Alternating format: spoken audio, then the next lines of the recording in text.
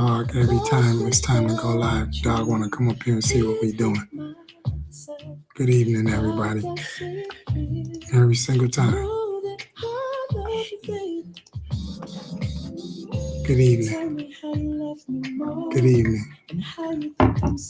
Hey, everybody. Make sure that you share. What? What am I doing? Look. Tell me how you love my body and how I make you feel, babe. You wanna roll with me, you wanna hold me. Hey, Instagram. All right. I just love to hear you say. Got a minute? It makes a man feel good, babe. Tell me. Got a minute? Coming in. Hey, everybody. Hey, Bree. What's up, guys? Hi, Instagram. What up, IG? Sorry, I forgot about y'all this morning. I didn't forget. It's too much going on. My goodness. Everybody good? Good day. We're about to get into it tonight. Tag somebody, share somebody that's married, want to be married, about to get married, in a relationship, out of a relationship, want to be in a relationship. It's going to be honest tonight. So make sure you do so. Share. Everywhere. We're going to get into it. It's 9 o'clock. We prompt. Everybody come on in. Grab some popcorn. Something to drink. Where you coming from? All right, California. Chi-Town. G-Rap. Good to see you. Where y'all coming in from? It's Marriage Monday time. Hey. I'm single. I'm in the single season, but I'm learning. Come on, single season, learn. Name man. of your church. It's so good. It's good. What up? Dallas in the building. Chi-Town in the building. We on YouTube. We on Facebook. We are on Instagram. So pick your platform. And wherever you want to be. DMV. Come on, DMV. Wherever you want to be. Cali. All right. So you can log on. If you want to put it on the big screen, watch it on YouTube, Instagram, Facebook, my Facebook page. Wherever you coming in from, let us know. All right. It's good. Yeah, good to see you guys. Everybody okay? Hanging in there? Doing good? Praying for you all. We're all in a peculiar situation in the middle of this pandemic. But God is with us, God is for us, and He will get us through this, and we will get through it together. We're doing our best that we can to remain consistent every Monday, coming in, connecting with you, keeping a promise to do Marriage Mondays. And so you keep up, so I think you're getting something out of it, and that we appreciate. So we hope that it is good for you. Is good for us. So gives us something to look forward to, connecting with you. And so we hope that you get something out of it. Tag somebody, at somebody, share somebody, let them know it's Marriage Monday. And we're about to have a little bit of a conversation. All right. So last week we talked a lot about intimacy and dealing with intimacy and developing intimacy, primarily on the level of not just sexual and physical, but intellectual intimacy, emotional intimacy, and really dealt with that. And so it dawned on me that that's a beautiful topic to discuss. However, in the time that we're in, intimacy can become a challenge.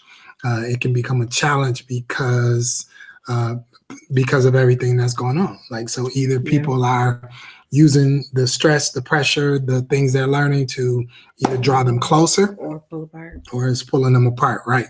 So we wanted to deal with in this process how and or what to do when we are managing our own disappointments, all right? Yeah. So we wrote a book called Kingdom Relationships, and you can get it on Amazon. I'm sure they'll put the link up. In iBooks. But we wrote a book called Kingdom Relationships, and we had a point in there in the discussion where we talked about how you manage your disappointment. disappointments. And so my wife and I, we're going to talk a little bit, give you 3 simple things, as well as share transparently how we manage our disappointments. I mean, I think that it dawned on me today. I just been moving and serving and communicating and talking, but I think it dawned on me today, as this in Grand Rapids in Michigan is spring break, and every spring break as a father, as a husband, I have so looked forward to always taking my children on a spring break trip and taking them on a summer trip.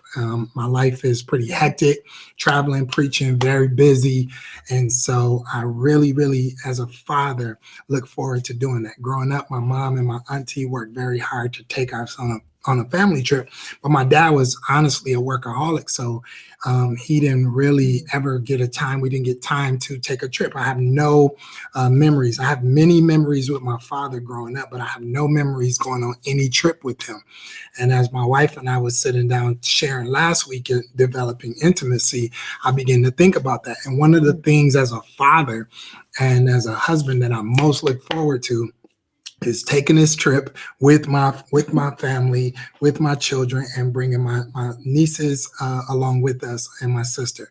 And we take this trip every year. And so I think that today, or yesterday, actually, when I was coming home and from Chicago, we were driving in the car, and I realized that after church was when we go jump on the plane and we take a trip and we spend the whole week together in the house and we make memories. And I was like, dang, like, man, I can't do that this year. I'm in the house with my family, I'm in the house with my kids, but I cannot take them on a trip, which is something that I most look forward to. And out of all the things that probably I think I could be concerned about, my life is caught up in giving, serving, communicating, trying to make sure everybody's good. My wife's good, my house good, my family good, the church good, Chicago good, Michigan good, that I didn't really check in with my own feelings.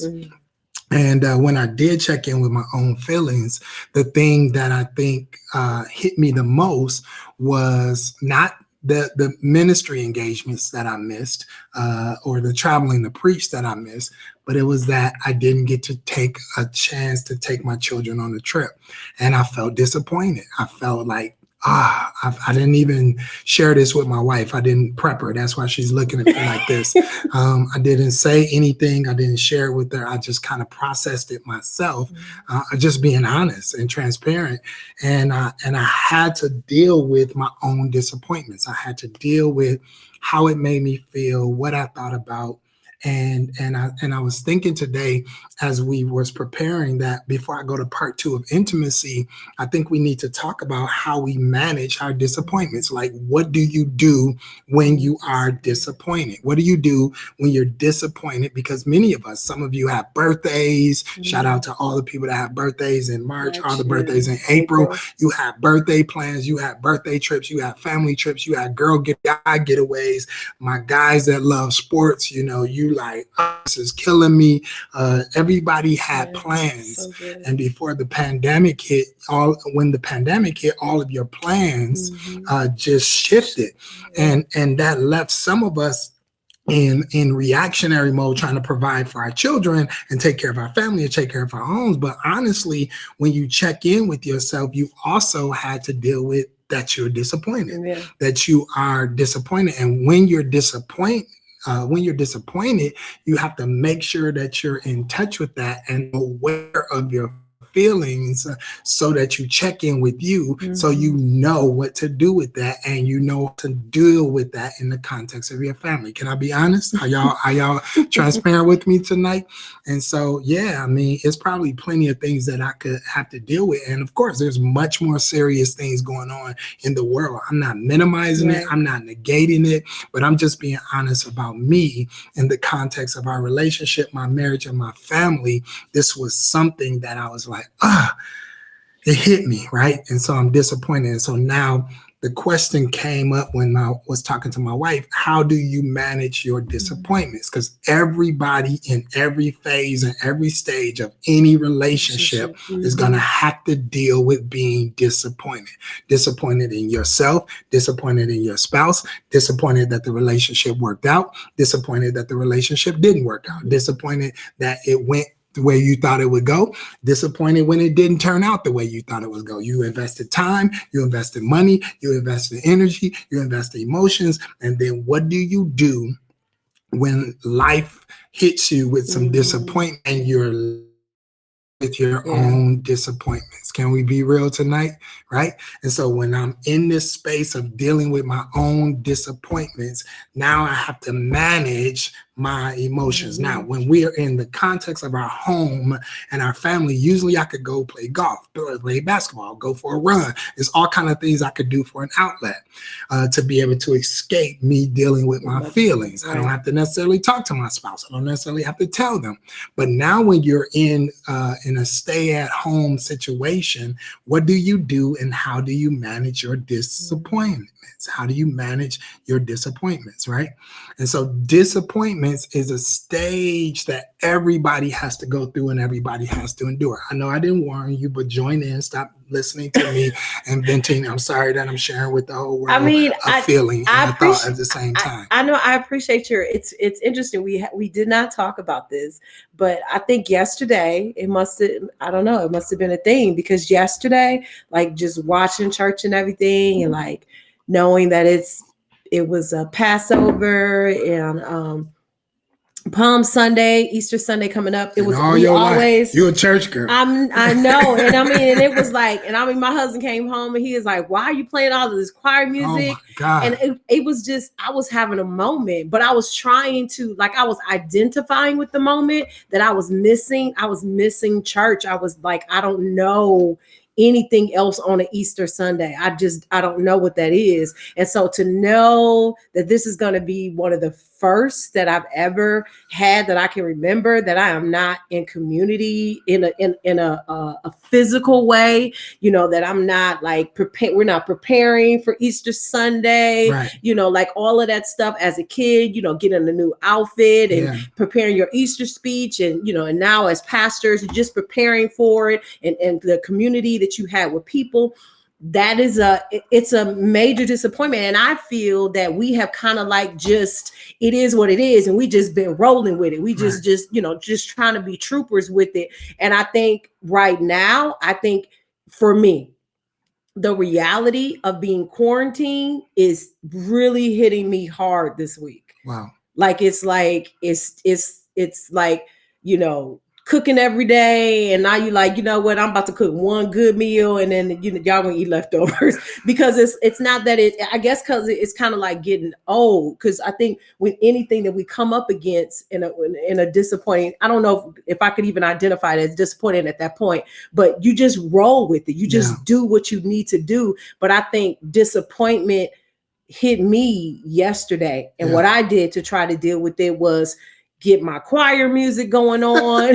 So much choir music. I was like, get what my choir is music happening? going on. And then that was just kind of like making me a little bit sad, because then I was thinking about all of my directors that are not here anymore and just all of that. So having a moment to myself, and I even went in a corner in my little green, little room that I have. And I went in a corner and I didn't, I was smiling and I was happy listening to the music. And then I just started crying. And I didn't try to. You got something you didn't tell me too, I see. You didn't share that with me also. He was sleeping because he was, he just came back from Chicago, fed everybody, was cleaning up, and I thought I was doing good. Yeah. And then I just had a moment, and I did not try to stop that moment. Yeah. I didn't try to stop crying. What are you doing? I didn't. It was my moment. I took it. I embraced it. I cried. I let my tears out. Yeah. And I let my disappointment be there. And then I looked up, and I think my son, Johnny, walked in the room, and I'm like, yep, this is good. Yeah. This is what it's all about. So I think everybody's going to deal with disappointment. It's not just now, just period, in the context of relationship. Thank you. So many of you have logged on tonight. Share. Oh, that's why. My bro here, Pastor Hannah. A punk moment, right? She had a punk moment. Oh, I know you ain't talking. I know you ain't talking. Yeah. So everybody, please share if you think this will help somebody. But yeah, having a moment. So now when you're dealing with this disappointment, you have to process it. Yeah. The worst thing you can do is suppress it. Yeah. And somebody Yeah. just said that. They were like, Yeah. I internalize my disappointments. And that's just not healthy. You can't keep that up. Yeah. So in every relationship, you're going to come to a moment of a disappointment, right? And so love really doesn't get good and you work through a disappointment, right? So when you're having a disappointment, it's not a time to think it's strange. It's an opportunity for you to manage and deepen your relationship, right? So disappointment is a stage of love that nearly every intimate or serious relationship goes through. That's in the context of your family. That's definitely in the context of your marriage. That's in the context where you're trying to be married, trying to get married, right? In a relationship, many of us have gone through relationships where we thought it was going to work. It didn't work out. We planned on spending the rest of our life with somebody, and then it failed. It tanked. It didn't go the way we expected. We gave our emotions to a relationship, hoping that it evolved into something, and then it doesn't. And so when you have to deal with this disappointment, it's important that you don't let it derail you, that it destroy you, but that you manage your disappointment. Come on, because every disappointment is a stage of love that nearly every serious, intimate relationship will have to go through. You have to write that down. You have to remember it's a stage, it's a phase, it's a part of the process. And what is meant to do, is mature you. It's not supposed to stay. It's not supposed to last, because if the relationship remains in disappointment, then that's an unhealthy relationship. That's a whole nother conversation. So now disappointment, when you get it, if you don't process it right, what you do is it makes you look for options to meet your expectations, right? Other options, you start looking outside, other things to meet your expectations. It's so funny yesterday when Hannah pulled out the cigarettes out his pocket, and just came out of nowhere with it, because you start going to vices, you start going to drinking, on the pornography and porn sites, you start looking at old relations, start going into inboxes and scrolling through your phone. You get distracted. So if you get disappointed in the context of your relationship and you don't deal with it properly, then that in itself you can start drifting and looking for other options to meet your expectations. And you start going, well, man, if I put all this in it and I felt like this was supposed to work and this didn't work, then what's going on? What's wrong with me? And if this relationship won't work, will I ever find one that will? So either you're married already and you start doubting your own relationship, or if you were in a marriage relationship about to be married, you start doubting and the relationship don't work out. If you're ever going to get married, if you can be loved, if you can find healing, if you can find peace with in your house. And so you have to manage your disappointments, and you have to understand that this is a part of my growth and this is a part of my development. Okay. Because if you're married, if you're in a real mature relationship, it doesn't begin until after a disappointment. That's true. It doesn't begin. You don't know what you're dealing with. You don't really know what you're dealing with in a relationship until there was an expectation that wasn't met, and you had to work through it and not quit and not give up and not throw in the towel. That's how you know who you with and who you got. Because the disappointment to me pushes the real ingredients of who the individual is. It's like this moment that you have a choice to either come together and to push together, or you really will divide and be apart. But I feel the disappointment just kind of just shows what you're made of, because it allows that person to be honest, and then it allows the recipient to figure out, what am I going to do with this information or with this material that they just gave me? And that will show the other person that is giving you the truth regarding the disappointment of how they're going to navigate, and what else are they going to tell you about disappointment. Because disappointment doesn't necessarily mean that it's bad or your relationship is poo. It just simply means, as you said, Right. that my expectation. Yeah, but even in the process of that, you have to be careful because you can't allow disappointment to lower your expectations. Exactly. I'm going to get into that in Yeah. a moment. You can't allow expectations to lower your expectations. I mean, disappointment, because you'll get disappointed so long in your expectation that you'll either stop expecting the best or stop desiring what you really want, or you'll just give up altogether and settle for what you don't want and lock in on a disappointment. And this ingredient in the context of your relationship begins to deteriorate your relationship. Yep. The disappointments that have not been discussed ends up deteriorating the context of your relationship, right? So you have to be careful that when you find yourself in a moment of disappointment, that you do not suppress it and that you do not allow it to deteriorate your expectations, deteriorate your desires, but you deal with it, all right? And that's number one. The first thing you do when you're managing your disappointments, and we only got 3, is you deal with it. Deal with it, deal with it, deal with it. Everybody write deal with it. I'm going to deal with it.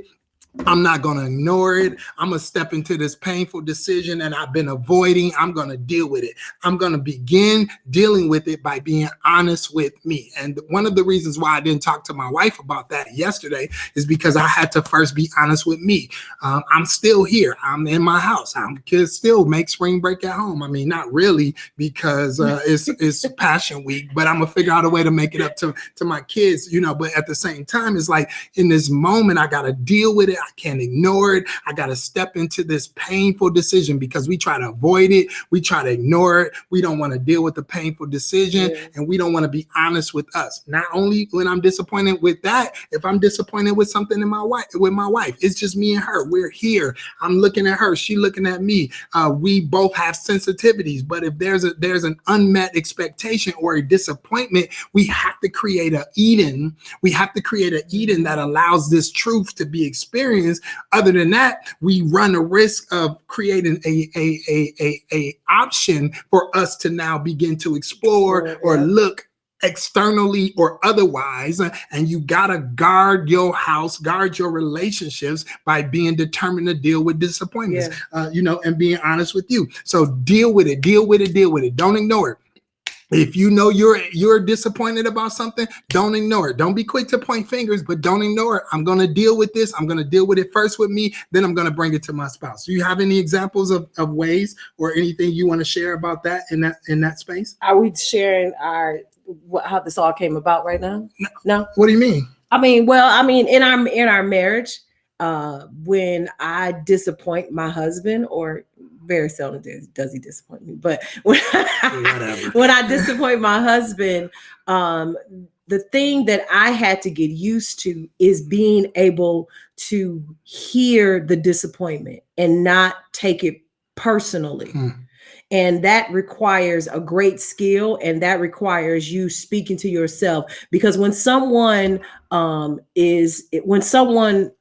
tells you about their disappointment with you, it can really jack up your self-esteem if you don't look at it as, this is something that is going to strengthen me. It is something that's going to help me. It is something that is going to cause me to be the best person that I need to be. Yeah. And the reason why I could talk to me and not think that he's trying to do something to me is because he's never given me a reason to believe that he's trying to do something to me. Right. Like his perception, his thought process of giving his expectation is never to make me feel like I am lower than. He's never done that. And if I feel that way because he's never done that to me, then I need to look at myself and see what is it that I'm dealing with in regards to my self-confidence. Because your spouse, and I would say only your spouse, really, unless your mentor relationship or a friend or a family member that you trust,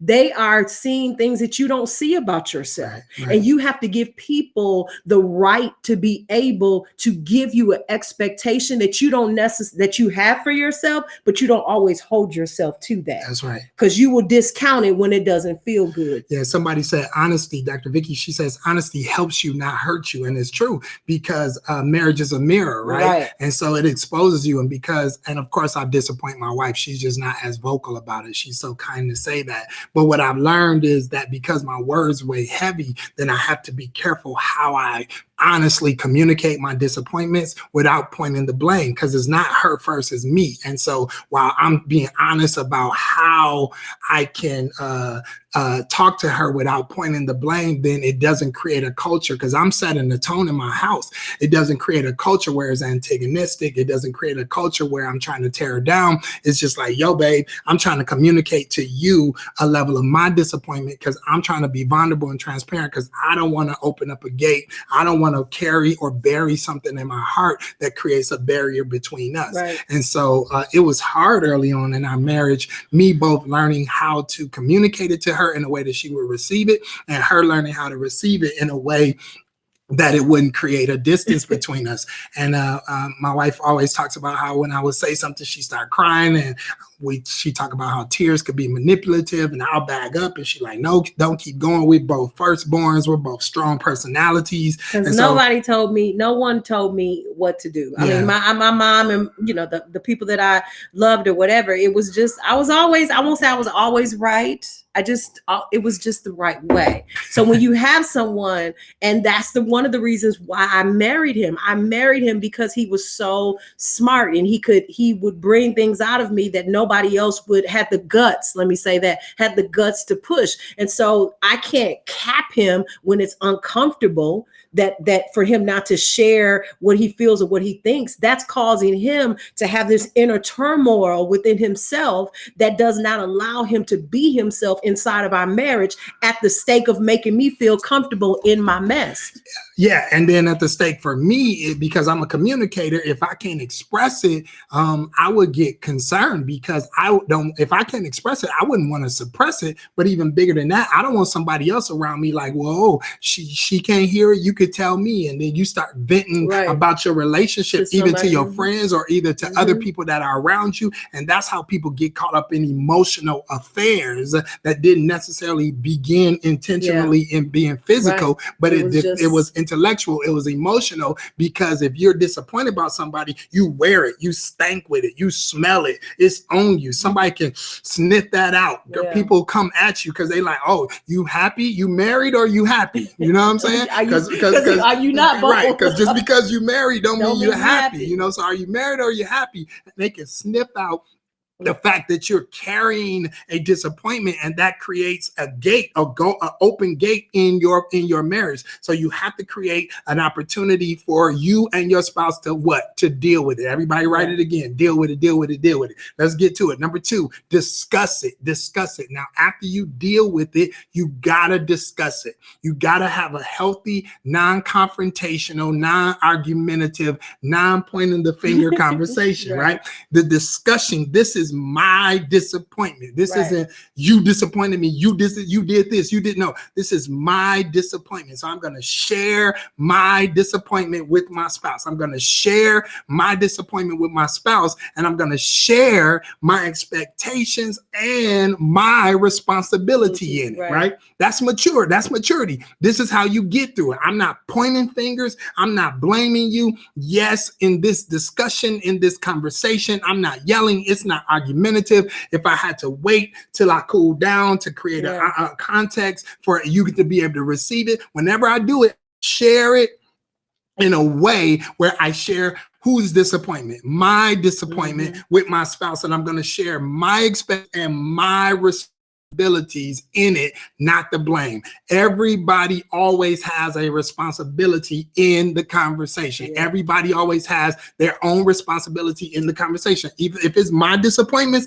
even if she disappointed me, I have something to play. I have some role in it that's impacting the way we interact. Yeah, I think that what I was going to say is, when you're dealing, because when you're saying that I'm disappointed and it's based upon my expectations, that when you're dealing with it and you're having this conversation, in this conversation, you are able, if you don't have up any guards, and you try to get your emotions in check so that you can be open to listen and to receive, that you can ask the question, why is this your expectation? It helps you to get a little bit more intimate with the individual, because Now you have an understanding of why they have this expectation and why they want this versus they just want this. It's a different perception when they're able to talk to you and explain to you, where they are with that. Where did that come from? Yeah. And that to me causes and allows you to have intimacy, because there were expectations that he had that I didn't think it was a necessary expectation. I was just like, I don't understand why you need this. You know what I'm saying? And if you just be honest with that, like have honesty in that conversation. I don't know why you need this. Right. I don't know why you even expect this, and allow them to tell you. And then prayerfully, because you love this person, you're going to look at what their expectation is. It's not my expectation, but it means something to you. And because I love you, then I'm going to shoot for that expectation. Yeah. I mean, if I'm honest, you can't disappoint me. I'm only disappointed by my own expectations. Okay. I say it all the time. I'm disappointed by my expectations, either expressed or not expressed, met or not met, but you can't disappoint me. The thing that disappoints me about it, that causes me to be disappointed, is because I am not expressed, or I have set an expectation that has not been met. I'm disappointed. I'm only disappointed by my own expectation. Can y'all type that? Can y'all say that and own it for a minute? Feel that.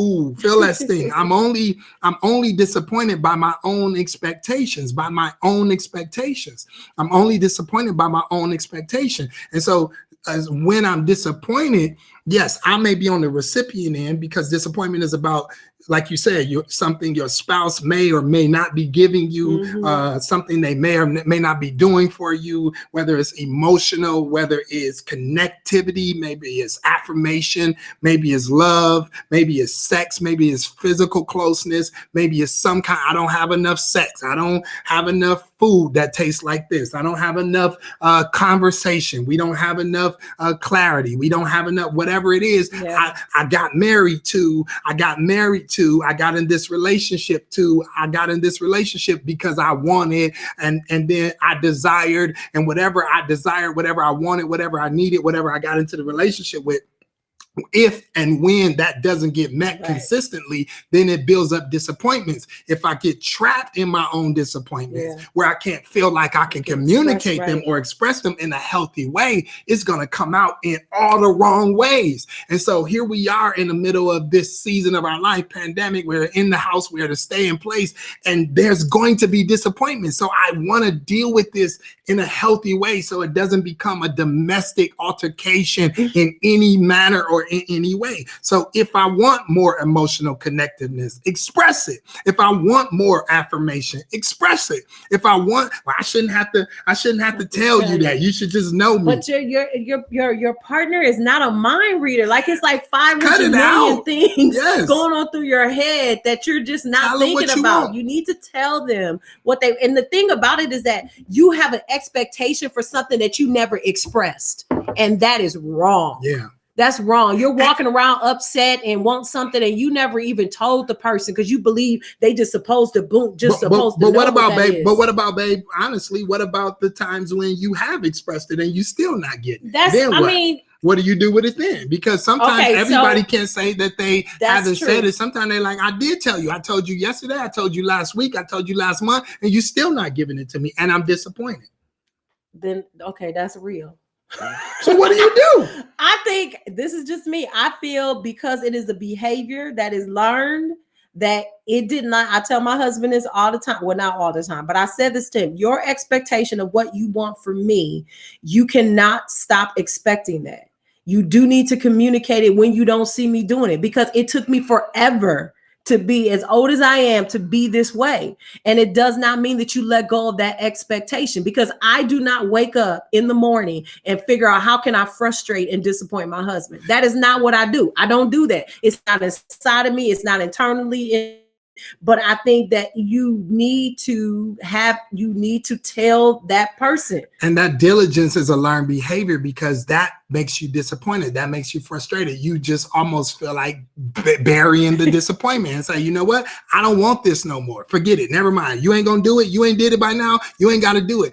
And then you do that to quote unquote keep peace. but on the inside it's tearing you to pieces. Because guess what? You really do want it. You really do still want it. Even though they're not giving you what you want, you really do want it. And when they don't give it to you and you get tired of saying it, my wife had to tell me, you have to keep saying it. You have to wake up every day.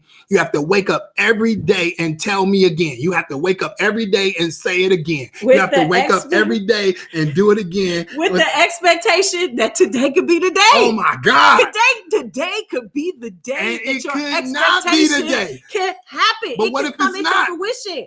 But it will, it can. Like It's being that exhausting. person, I understand that, but it's exhausting trying to meet an expectation and you don't meet it. Yeah.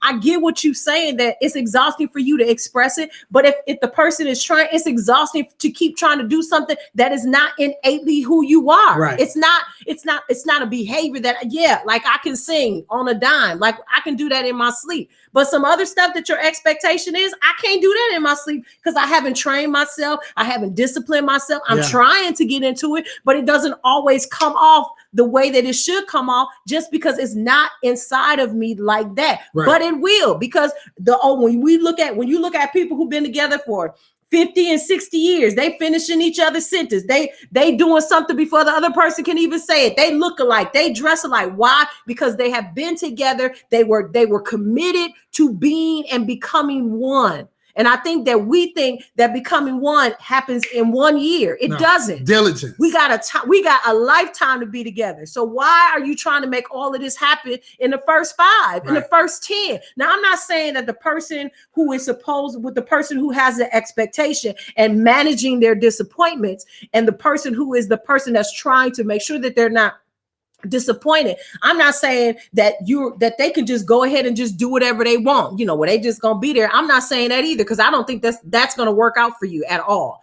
I'm talking about the people who inside of their heart, they are diligent. They want to meet their partner's expectation. They want to show them love in the way that they want it to be made. Right. But I just think that if you do not Consistency. continue That's to right. have the conversations, because once you've had the hard conversations and a couple of them afterwards, you can just say, now, babe, that ain't my expectation. Why are you not doing that? Like, what's going on? I'm sorry. I'm just so caught up in, and then it's a conversation that causes you to be even more intimate. Why? Because you're being honest. And you see, now I gotta go on. And so you see now it's like in that process, you get tired of saying the same thing. Yes. But you get equally as tired as holding inside what you really want without expressing it. It is a growth process. It is a growth process. So both of you are growing. Both people are growing. Both people are engaged. Both people are involved in the development of this relationship. And so since we're both committed to the development of this relationship, we can't just check out because we're disappointment.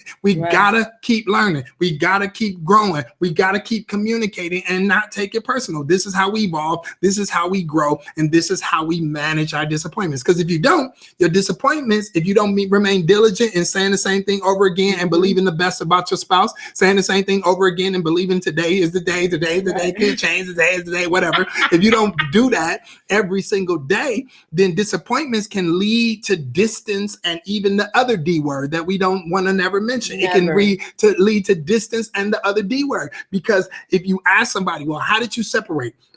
And how did somebody else get in? And how did the marriage turn into domestic cases? And how get into this depression? Because you were doing it and you suppressed it and you did communicate. You did not do this, and that discipline created distance. It created the other D word. It created depression. And what you can't do that. So just remain diligent and communicate. Discuss it, right? Discuss it. Talk it. Say it. Loving, kindly, respectfully, honestly, transparently. These are my feelings. These are my emotions. I'm just being honest with you about where I am and how I feel and what I think and what I'm enduring. That's all you can do. And if you do that in a healthy way, you can create empathy.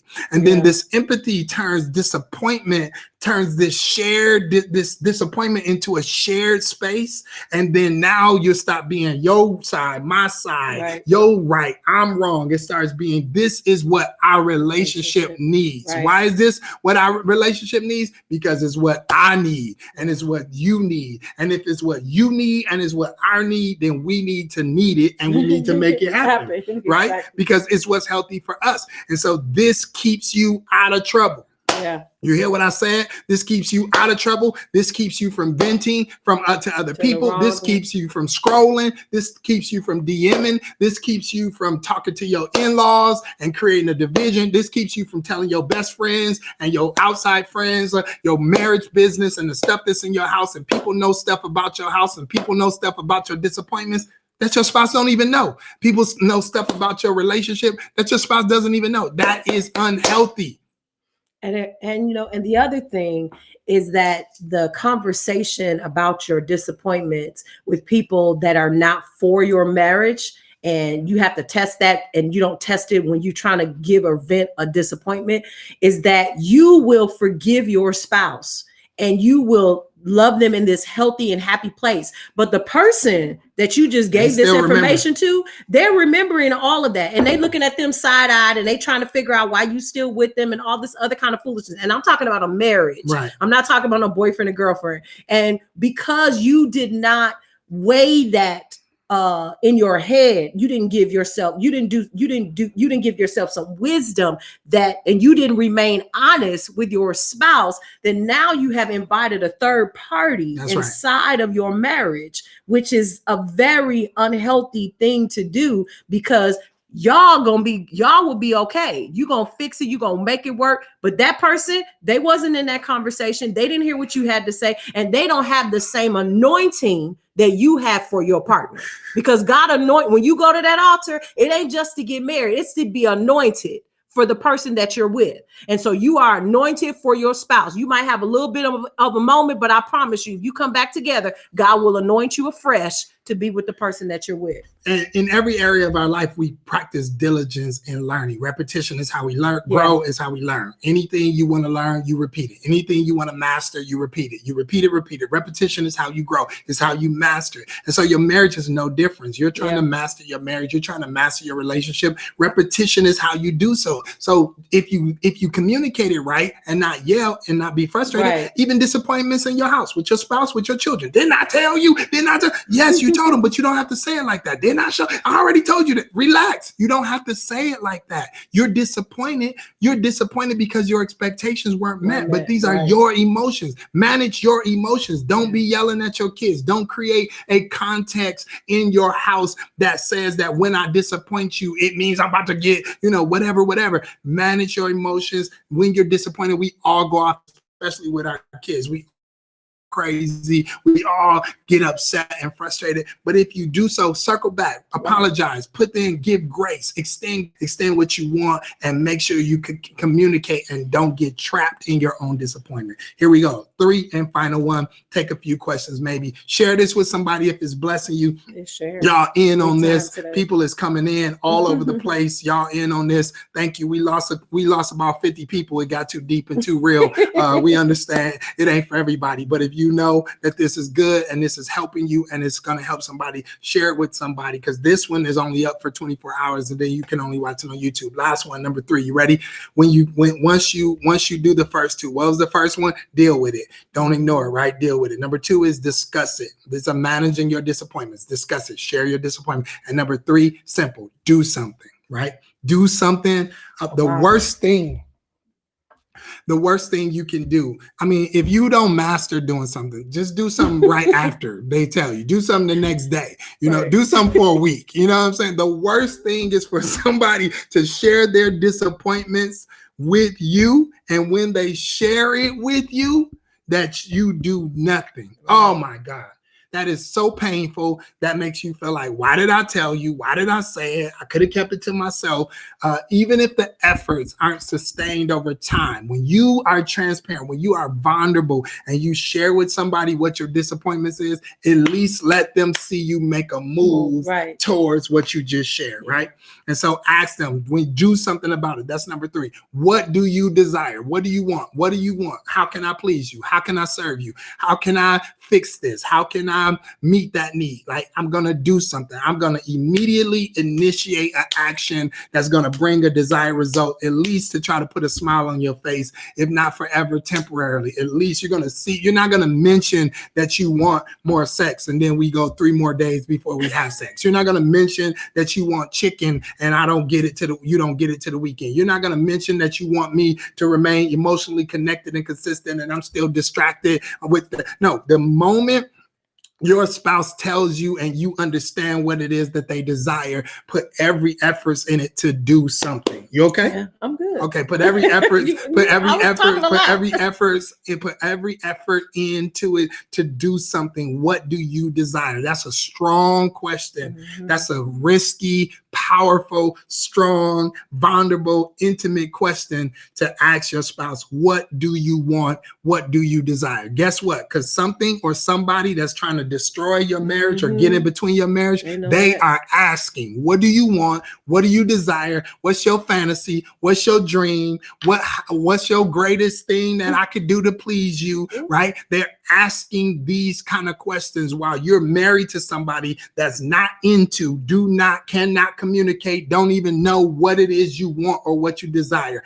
Ask your spouse, what do you want? What do you desire? And when they tell you, meet it. Be ready to meet it and exceed it and give it to them. You understand what I'm saying? That is what marriage is. How can I serve one another? How can I serve one another? What are you thinking? No, I'm just thinking that, early on, we really tried to make sure that we served each other. And I think that, especially when your spouse is someone that's a boss, that has other people serving them, that, you really have to pay attention to that, you don't let anybody outserve you for your spouse. And, it's vice versa. Y'all serve each other. And you do need to find that time that you find out, what exactly do they want, especially in this quarantine time. I think we said it last week that, your spouse might be needing stuff from you that they were usually able to get from somebody else, and not in a negative way, but just because they're outside of the house. And so because we're all stuck together, we're loving together. Well, we are stuck together, not in a bad way. Right. But we're together inside of the house. You need to, you need to know what exactly does your spouse need. Pay attention to what they desire. And this is a great time to have those kind of conversations because you're not going anywhere. Yeah, because when you finish that and you think about it, what you really want and what you really desire, yes, it's great if your spouse is a boss and they tell people what to do and people serving them. Yeah. But hey, what if your spouse isn't a boss? What if they work for somebody and got a boss and and they come home and you make them feel like they're the most important king or queen in the world and you serving them in that manner and in that way? I mean, that is absolutely incredible. I know, ladies, right now, you might not feel sexy. You ain't got your hair done. You ain't got your nails done. But that don't have nothing to do with you going in the room and make up your face and putting some lingerie on and doing something special. I know, guys, you might not feel like you your best self because you at the crib and you don't have your sports and your games and your distractions, but that don't mean you can't create something special. Set the table. You can't take her out to dinner, make dinner, even if it's ramen noodles. I mean, set a candlelight dinner, put the kids in the other room, turn on some music, like create an atmosphere in the context of your marriage where you can do something special. Don't let it get dry up in here. You understand what I'm saying? Don't let it get dry. Don't start drifting. Why are you looking at me like that?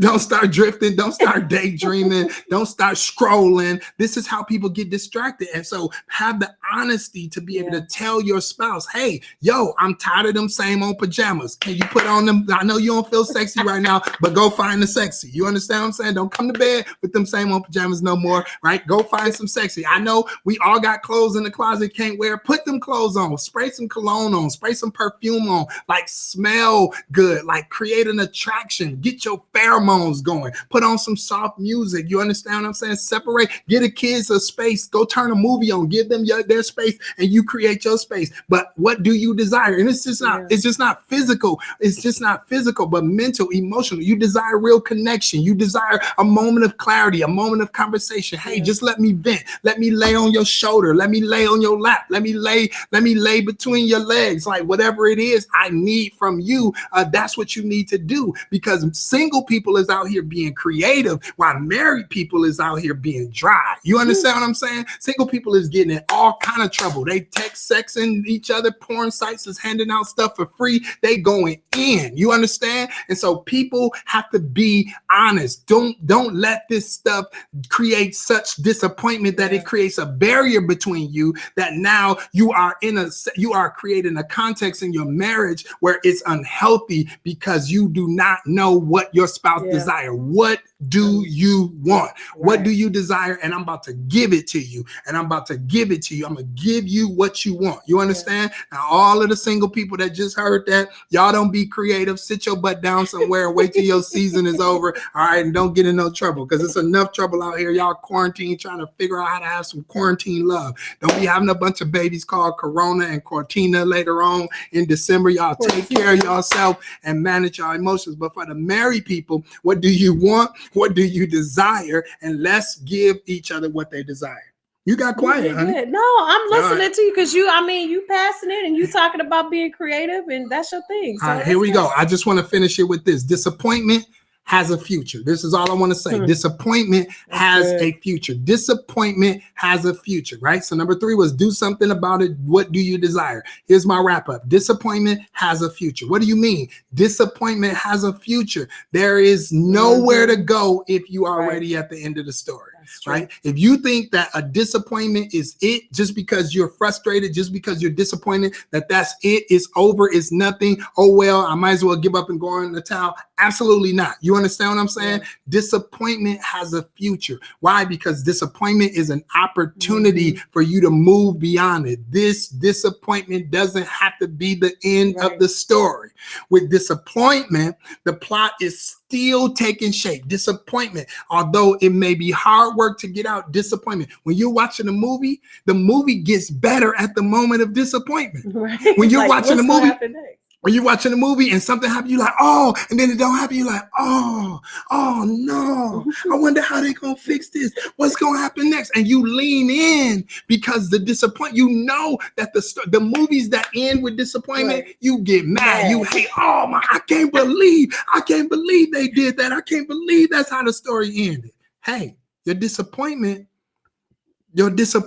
should not be the end of the story. Disappointment has a future. Come on, write it. Disappointment has a future. It's an opportunity for us to grow. Push past it. If we're honest, we can think about many times. Yes, there's many things that she says that I say to her that she's still perfecting and working, or vice versa to me. But if I'm real and we're honest, there's many things that we were disappointed about that we communicated and we pushed past it. Our marriage is better. Our relationship is stronger. We told you we're not on here because we're perfect. We're on here because we're perfect for our purpose, and we want to share our experiences and everything collectively that we have. So this moment, if you're in a moment of disappointment, it doesn't have to be a plateau. The plot can thicken. You understand? The plot can take shape. I was disappointed, and then I told her, and then we changed it. I was disappointed, and I let him know, and we had a conversation, boom, and then we changed it, and we got better, and it got deeper. And I asked him what he desired, and I gave it to him. And I asked her what she wanted, and I gave it to her. And after that, it got deeper. Disappointment shouldn't be the end of the story. Disappointment is an opportunity for you to grow and for you to mature and for the plot to thicken. Woo! So good. Y'all got that? Did y'all get something out of that? Man, y'all going? Y'all here? Yeah. I see them. Y'all everywhere. Y'all on YouTube. People that jumped on YouTube. You're on Facebook. Was that good for you? Listen. We love you. We're going to do our confession, pray for you. We love you. I don't know how in the world I could take questions because they're going to come so fast in so many places.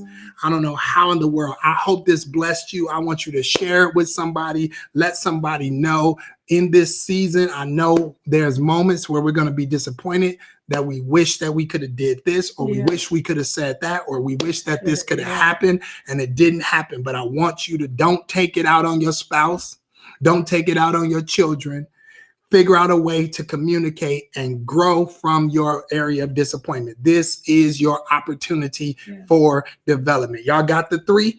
When you're managing your disappointments, you can A, deal with it, 2, discuss it, and 3, do something about it. You might want to pick up Kingdom Relationships. It's a great, great book. It gives you some cues and some clues on how to do it. You ask every week, how can we sow? How can you sow? Hey, if this bless you, Cash App at Jermone Glenn. My money is her money. Her money is my money. We don't have no money that ain't our money. But if this bless you, we saved you some marriage counseling. We saved you some tips. You didn't have to go spend some money on marriage counseling, and this helped you. You can sow whatever you want to sow, $20, $5, $10, $50. I don't care. It's your seed. You didn't pay for this. You sowed a seed, and when you sow a seed, you get a harvest. Cash App at Jermone Glenn, or you can give on PayPal, so you know how to do it. We're going to make this marriage confession.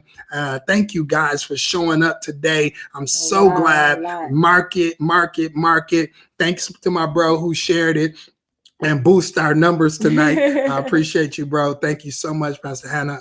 And so, I want you to mark it. Tell somebody 8 o'clock Central Time, 9 o'clock Eastern Time. This is what we do every Monday night. This is how we roll out. And we're going to say our marriage confession. And then some of y'all are just waiting to see what song we're going to end with, because you always wait for the song. Here we go. My marriage is blessed. My marriage is blessed. My spouse and I are led by the Spirit of God. When we pray together. In unity. Our prayers are powerful. We get results. We make every effort. To establish peace. And harmony in our home. Together we walk in agreement. And we are an unstoppable force. If we get angry, we are quick to forgive. So that we do not have strife. In our relationship. We are not self-seeking. Rude. Proud. Boastful. Or jealous. Instead, we are loving. Come on, say it with me. We are kind. We are patient. And we put each other's needs. Before our own.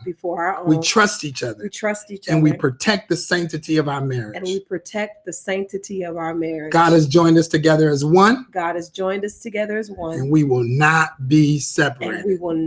Be separated. Come on. That's so good, baby. You want to say anything to him before we go? No, I just appreciate you guys just logging on and, share with people to just strengthen marriages and to strengthen relationships. And for those that are unmarried, you're getting a peek into some great nuggets, just so that you can have a great foundation and a blank canvas. Yeah. So we love you and we thank you for logging in and tuning in.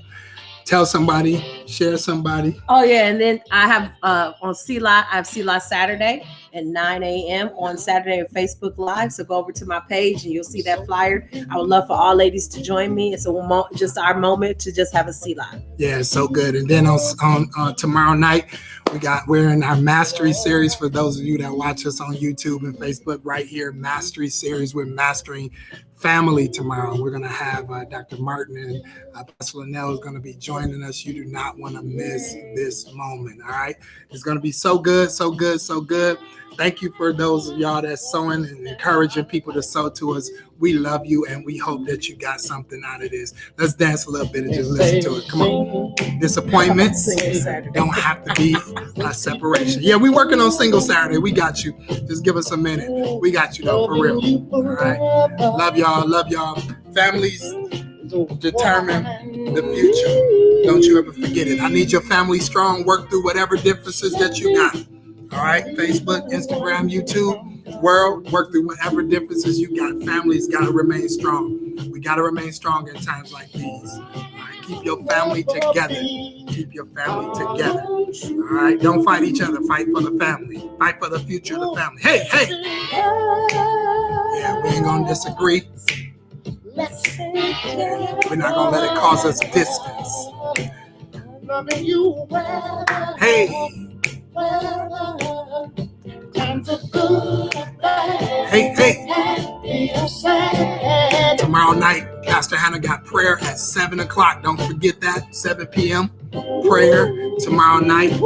Yeah, so we're trying to keep the word in front of you so you stay connected. We got to pray. We got to get our relationships together and keep the family together. Families determine the future. Hey, hey, hey. Come on, Al. Hey, hey, come on. Because they get disappointed and they don't talk about it. Because they actually talk about it and then they come back together. I just came to see. Hey, hey, hey. You never do that to me. That's how we going out tonight. Y'all dancing? Hey, come on. All I see. Hey, hey. If you see somebody you know, tell them what's up. Speak to somebody. Yeah. Hey. You getting ready for a relationship? Hope this blessed you.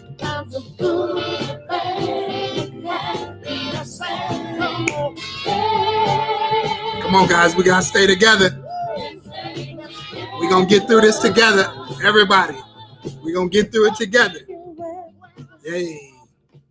So good. I love y'all. God bless you.